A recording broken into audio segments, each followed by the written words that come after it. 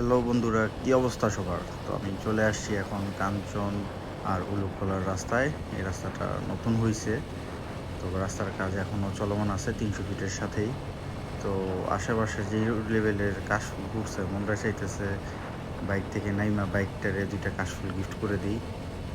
অসাধারণ একটা পরিবেশ। আর এখন তো কাশফুলের সময়, সিজন, আশেপাশে শুধু কাশফুল আর কাশফুল। আর কিছু কিছু তো টিকটকার থাকবে এখন শুধুমাত্র কাশফুলের সাথে ভিডিও করবে আর টিকটক করবে। তো যাই হোক, রাস্তা খালি, মনটা চাইতেছে টানার জন্য, বাট ওভার স্পিডিং করা যাবে না।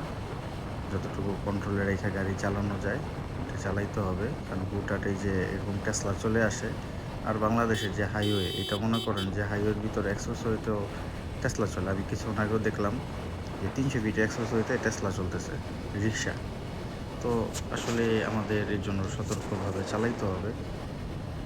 তো যাই হোক, আশেপাশে যেই লেভেলে কাশফুল দেখতেছি, মনটা ছোট ছোট, ক্যামেরা তো বোঝা যাচ্ছে কিনা জানি না, একদম অল্প স্বল্প, কিন্তু 300 ফিটের ভিতরে প্রচুর পরিমাণ।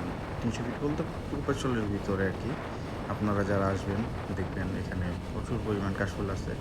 আর টিকটকারদের তো আসলে ইনফরমেশন দেওয়ার কিছু নাই, তারা দেখা যাবে যে আগে থেকে এগুলো ইনফরমেশন নিয়ে রাখে, কই কী কী আছে না আছে, কোথায় জঙ্গল আছে, কোথায় কাশফুল আছে, সব কিছু তাদের নখদর্পণে যাকে বলে।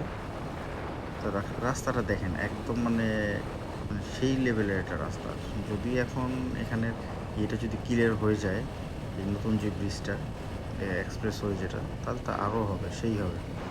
মানে তখন টান থাকবে 100, কিন্তু ওভার স্পিডিং, এই যে আমি এখন টানতে পারি, এবার আমি টানবো না, কারণ বেশি স্পিডে টানলে সেক্ষেত্রে ক্ষতিটা আমারই হবে, হুট করে কোনো কিছুর সামনে চলে আসলে। আবার দেখ ট্রাকটা দাঁড়িয়ে আছে, তো এরকম আসলে অনেক গাড়ি গুড়ি দাঁড়িয়ে থাকে, সামনে মেবি জ্যাম লাগছে। যাই হোক, পরে কথা হবে।